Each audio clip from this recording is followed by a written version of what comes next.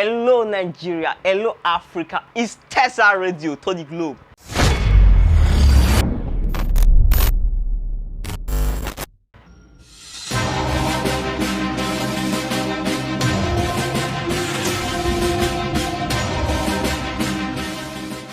Yeah, it's Tesa Moment on Tesa Radio. I'm your host, Apostle. And I'm not alone in the studio today. I have a dynamic and handsome a producer, an associate producer, a well-known Nollywood producer, and also the PRO of Association of Movie Producers, Edo State Chapter. And it's no other person than Moses Jonah. You are welcome to the show. Thank you very much. How are you doing? Yeah, I'm fine.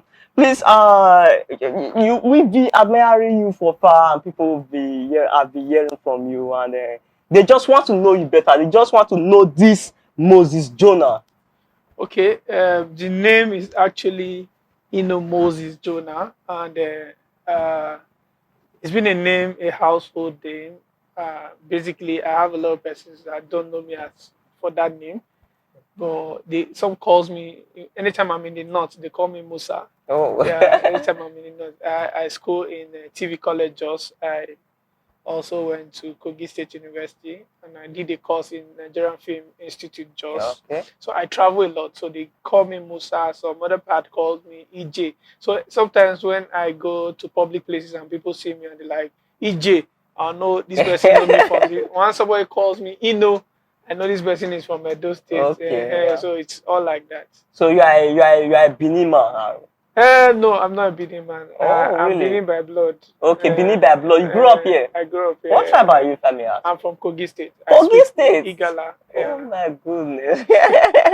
So how long have you been doing this as the movie industry? Well, movie making for me, like I always tell people, I started a very long time ago. I always tell people that I didn't just start calling shots. I'm also a trained director. Okay. I directed, within last year, I've directed a couple of over 10 movies. Oh! So I've been doing film for a long time, but the whole story started from when I was a kid. It was kind of strange for me because growing up, I used to write title of films. I write title of films. I have a very big book. I write the title of film, the director, the producer, and the screenwriter. Then I grew further to write the names of the editor and the names of the writer. Cinematographer too. So that was what I was doing at that time. I didn't know innocent me. I didn't know it was driving me into filmmaking because I can sit down and watch film from A to Z, and I don't just watch for story's sake. I watch for shot, I watch for characterization, and I watch for location props and all of that. So I can say virtually well that professionally I started making film less than 5 years ago. Less than 5 years ago. So in the industry, who is actually your mentor? Okay, in the industry, I'm proud to call my boss, my mentor. He's not the person than Ambassador Lancelot Odua Imaswe. Okay. Yeah, in Africa, he runs my creative minds in Africa. Then, if I want to go global, I had always looked at the likes of James Cameron as one of the greatest director and producer I've always worked. Then recently I grew loving Tyler Perry, and those are the persons I look up to when it comes to filmmaking. Filmmaking. Oh, that's nice. So what is filmmaking to you? Is it a business or just a passion?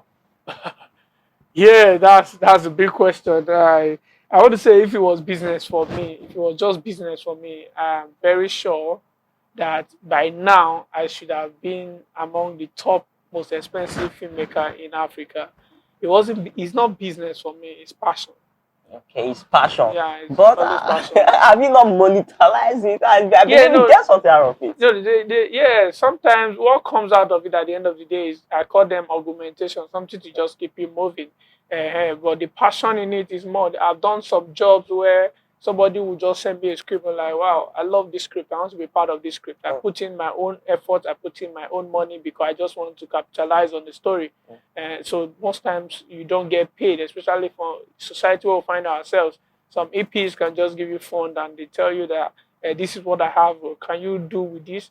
At the end of the day, you end up spending your goodwill and your money and all of that. So for now, it's passion. And we want this passion to go wider before we start talking about the business aspect of it. Okay. So, in this your what challenges have you encountered so far in this your journey? Wow. Well, like a soldier, there's always challenges in our field.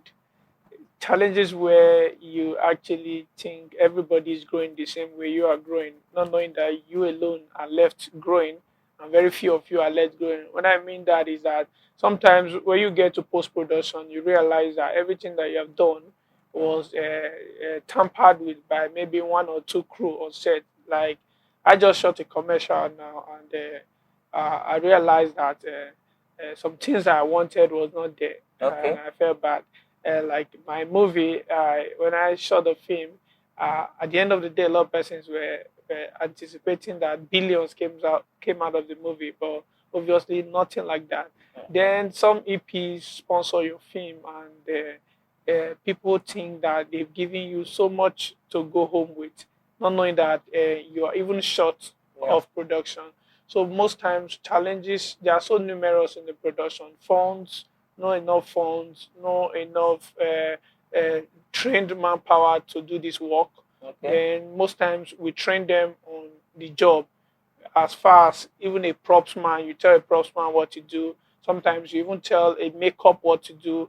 Sometimes all of them are not even professionally trained. They just do makeup for run. Like most of the production I've found myself, most of the makeup artists are runway makeup artists. So when they come to your set, you need to now describe what a film makeup is like. Or we talk about sound, we talk about lightmen, gaffers. A lot of them training is another big challenge. Okay. Yeah. So, what really triggered you to go in this line of movie? Okay, yeah, that's a big question. I always tell people I have a very funny experience growing up. I didn't really have the opportunity to learn under an elder brother or an elder sister or auntie. I grew struggling to know things for myself, and it has always been a push to make mistake and a Okay. push to get corrected.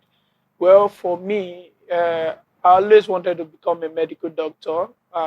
It wasn't forthcoming. Yeah. Yeah, reluctantly, I just got a form to study mass communication at Kogi State University, Mm. and I grabbed the opportunity. And Yeah. during my time studying mass communication, before then, I had always wanted to be around the creative industry. My first film was 2005. Yeah, I always tell the lady who pushed me into acting, her name is Dr. Kemi. She's in the US now. We're in a church in Benedict University, Okada. That's a winner's fellowship. And we're supposed to do a drama week. And she was like, Moses, you must act this role. You must Yeah. do this. This is not what I want. He said, no, you must do it. So he created a twin story, called it Second Chance. Me Okay. and my best friend, we look like twins. So he just created a twin story and like this works for the two of you. And after the performance, the whole university, at that time I was still in secondary school, but because I'm always on mufti within the campus, they thought I was a university student. So the whole school knew me as I acted the role of Paul. My best friend was Peter, the stubborn one. So they call me Paul, Paul, Paul, Paul everywhere I go. And I begin to like, wow, this can be a passion. I Yeah. can turn something out of this. And that's where it all started. Then I went to school to study mass communication. I do well in the creative department, like documentary, commercial, short drama, and all of that. Saw myself giving idea blockings and all of that. And I said, let me further study about media itself. So I went to BBC School of Journalism, Abuja, and that was where the push came from. Okay. From there, I went to TV College to study directing and producing for screen, and it was wow. I was among directors who studied the course. I was honored with the best graduating students from that course. Wow. Then I went to NFI to study film and directing. Yeah, and today, by the grace of God, I have several certifications from film schools Yeah. like New York Film Academy or online course where I did the business of filmmaking Okay. and all of that. So still, I'm still studying, Yes. and I'm still putting my feet on ground. Okay. So talking about the general public when it comes to movie, what is actually the effect of movie or film on the general public? Well, film generally imparts a lot of life. Okay. Yeah, a lot of persons have called me. I did a film called Depression. It was screened in a Toronto International Film Festival. I also did a film called Stoic. Stoic was about gate man who brought a family to the house, and the big bosses in the house maltreat both the children and the gate man in front of their the gate man in front of their children, and these children had a psychological effect on what was going on with their father. And it was screened in Toronto International Film Festival. And during one of the interview, they asked, why did I have to create that? That it was touching. And somebody sent me an email and said, this was exactly what was going on with my father. A very big celebrity, I don't want to mention the name. He said, that was exactly what was going on with my father, and I had to push myself to make it. And that is where I am today. And today, my parents own house in Abuja and Lagos. So when I do film to touch lives. Like the one I talk about, Depression. When we made Depression, it was just a 3 minutes, 58 seconds film, and it has been screened in over 4 or 5 countries in the world, and within Nigerians and film festivals. It won Best Short Film in Lekki International Film Festival last year. And the message was so deep that even if I watch the film tomorrow, I still find out that everybody is depressed. And the lines that we use in the film is that looking at everybody around you, one would think they are not depressed until you go closer to them. So don't always think that everybody around you is okay. So I feel film has a very huge impact, both in our social life, in our political life. If you watch films of politics, you find out that it's really imparting. And then again, in our religious life, film actually put us to check in whatever we do. I mean films, not the one we see.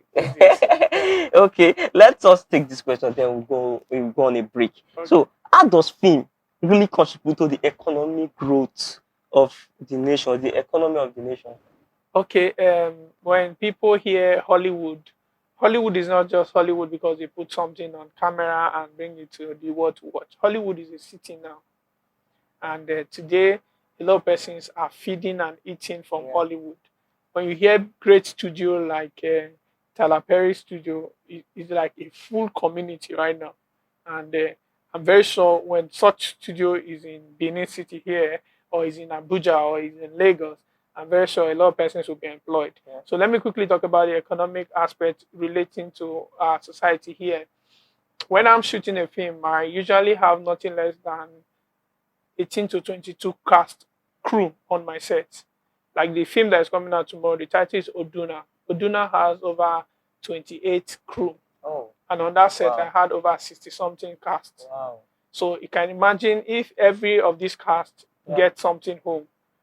I've been able to contribute to the economic growth of filmmaking in Edo State. And again, when we do film also, we get even post-production. Yes. Yeah, we create jobs for welfare. The person that did welfare had never done welfare on a set before. But she was feeding people for almost 10 days. So he has created job for that lady economically. Then the pilot guy, the drone people, all of them, everybody on set, they are making their money. And I can tell you very well that the film industry in Nigeria has contributed so much to the economic growth of this country. Because when you hear the likes of these big celebrities, where they live, their tax, they pay, and all of that, you know that so much has been done by the film industry in Nigeria. Okay. So it's the Apostle on Tesa Moment. Okay, I'm still with your own boy, your one and only producer, Moses Jonah. I will be going on a commercial break. We'll be back very soon. Please don't log out or don't touch the channel.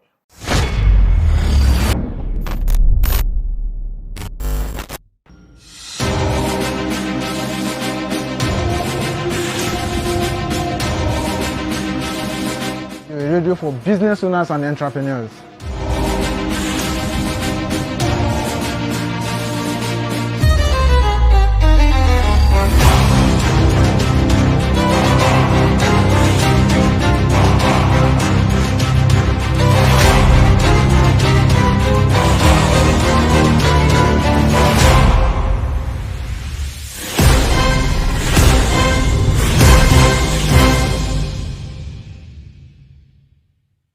Welcome back. You see your own boy, your celebrity plug, Apostle, and I'm still in the studio with Moses Jonah. So Moses Jonah, what motivated you to do the film Almost?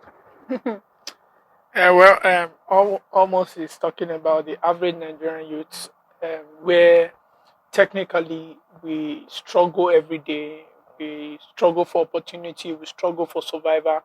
We struggle to meet our ends meet, and I related it to the rate of people migrating to other part of the world for survival and the struggle they go through, the dubious means, all these trolleys take them and eat their money. So those were the things that inspired me to shooting the film Almost. Okay. Yeah, it was an almost a wonderful experience. So hope it was not too rigorous because I've really watched the movie. It's at least carries. Where can we find the movie actually? Okay, the movie was screened on the 3rd of February at Kada Cinema Okay. for the first private premiere. Private premiere in the sense that I wanted it to just be me, my crew, my cast to come watch a movie.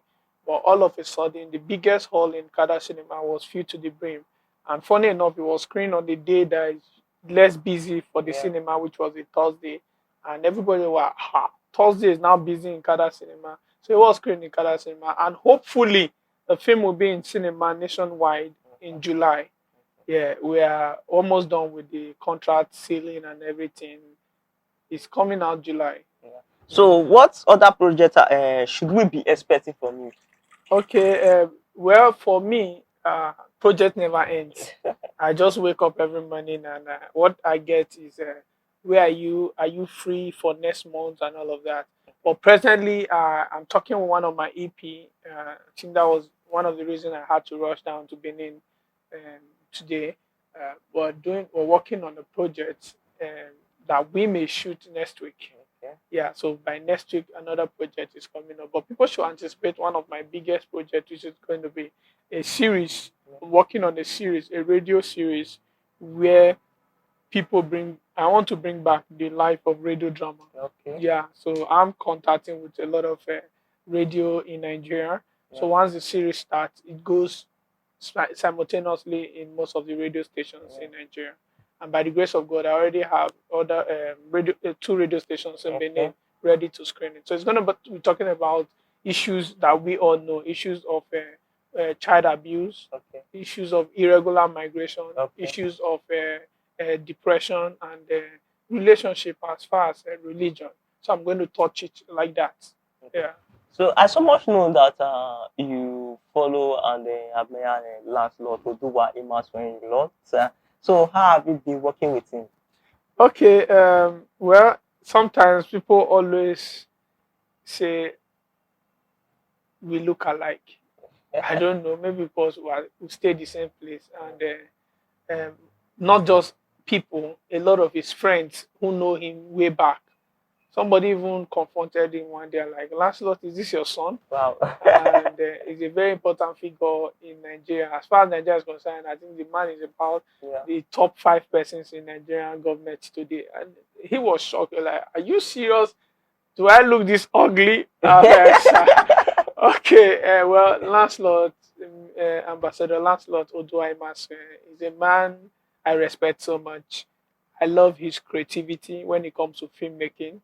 I decided to understudy him because of the level of impact he put in his work, the passion he put in his work, and the delivery. And most times when you hear actor talks about him, they don't just talk about him because he's just a director. He's not this ceremonial director. He's an organic director, one who delivers a script better than the way the writer saw it. And because of that, I have seen myself doing similar thing because I so much study him. Every second I spend with him, I dig out something to learn from him. And for real, working with him and doing lots of job. Sometimes I'm his producer, sometimes I'm his production manager, sometimes I'm his PA, sometimes. So you see, I try to learn from every circle around him because he's a great man that the entire country have not seen enough of him yet. Okay. Yeah. Okay. So let us deviate from your movie life with you and concentrate on your personal life now. So tell us, I know a lot of ladies have been asking, are you really married? Or do you have a family? Or you get family outside the country? Come on. So tell us. Okay, okay. Why I'm laughing is because my fans on Instagram, they are live on Instagram and they'll be Okay. waiting for the answer to this question. Mm-hmm. The truth about the job I do is that a lot of person have compromised relationship and they've compromised sex. Yes. Let me just use sex, the word. So most persons respect you when your identity is not fully known Okay. and you don't play around the way they see other person. Like I always tell people, I'm a filmmaker.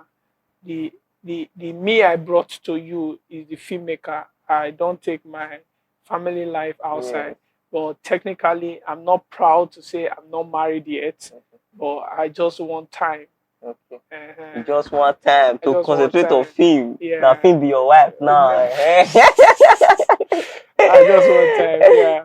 Okay. So I want you to just advise the upcoming people that are aspiring to become great as a director, as a producer, as great actors. I just want you to show some advice to them. What should they do? You know, giving advice to people these days is scary because your advice should come from the foundation of the person's belief. But for those who can take advice, I always tell people that the greatest asset you may have as a filmmaker is humility. No matter how good you are, no matter how focused you are, if you're not humble, you can't grow in this industry. A lot of person comes out like vampire to eat you up. You still have to be humble. Then I see a lot of. Let me talk to actors because I did a talk show recently and I was talking about the areas of filmmaking and the challenges of filmmaking in the society. The major problem we have in the industry today is that those that come into the industry come with so much expectations and they have nothing to give. People these days, when you talk about auditions, actors don't go to auditions. They will tell you, no, if I go to audition, they won't give me the role. Yeah. See, today, people like Arnold goes for audition. People like Angelina Jolie still go for audition. Yes. People like Mel Gibson.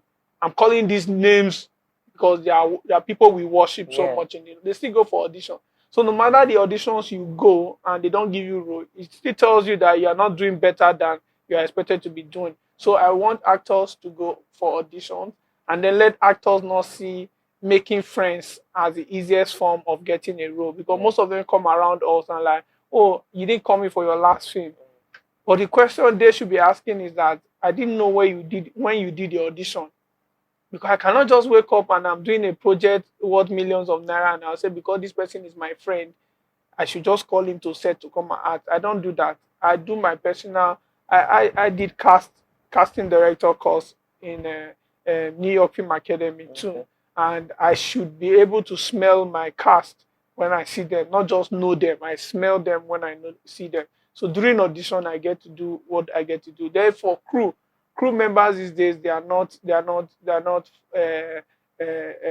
enticing. When I say enticing, I always tell most of my crew. I say when you come to set and you dress like an agbero, they Okay. will not respect your profession. You call a gaffer to set to come and work with you for like 5 days where you're going to be having celebrities and even having actors, and somebody's coming with one bedroom slippers, one haggard looking knicker.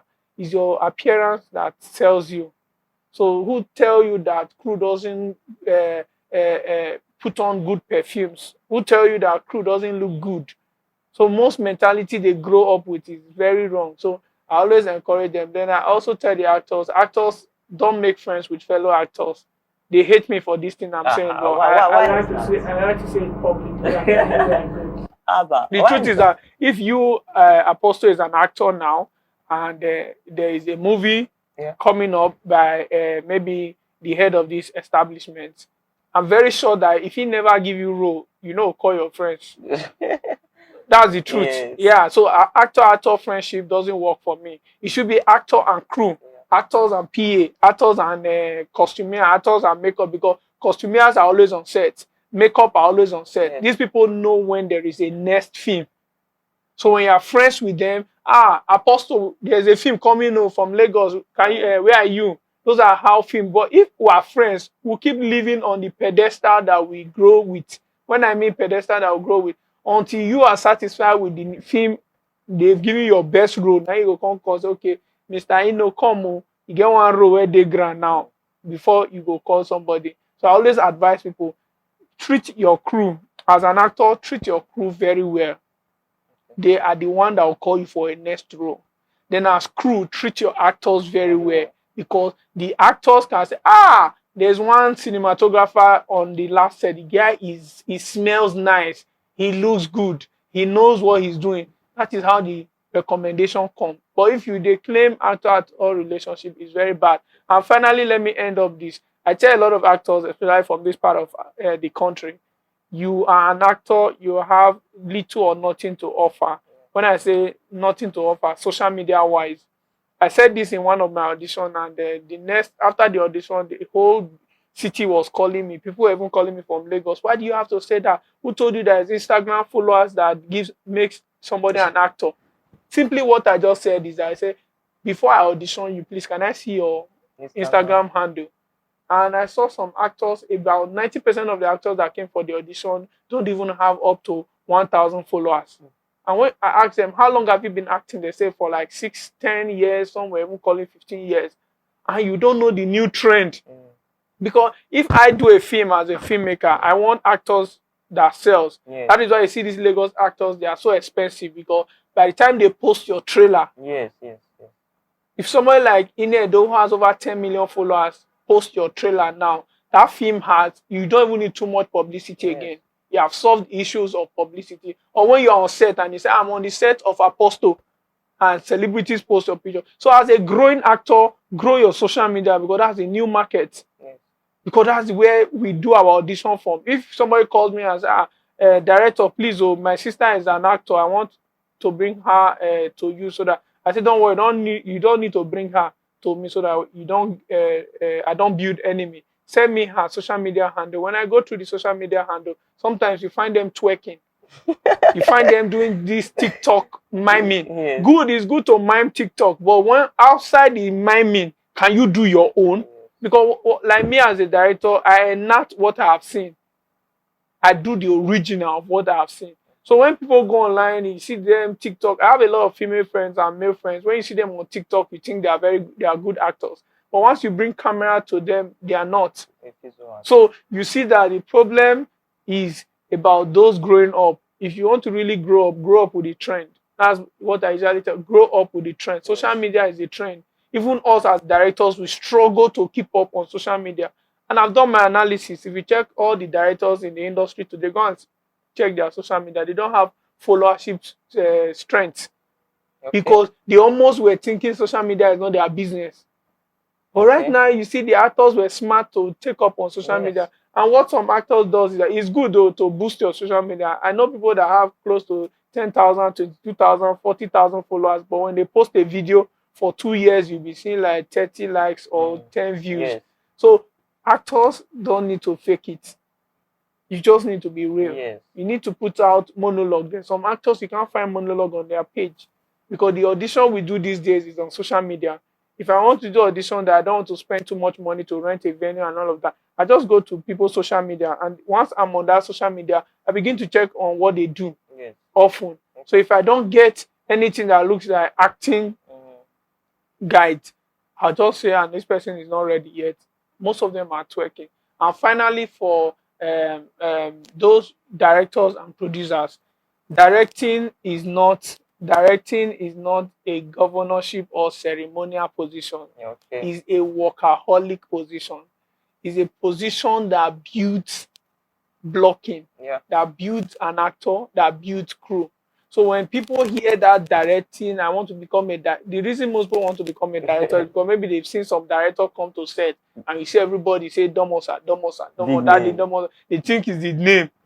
I don't see directing as even those ones they are calling Domosa, they still have a lot to learn. So don't see directing or producing a film as a ceremonial title, some wear suits to set to just prove they are this thing.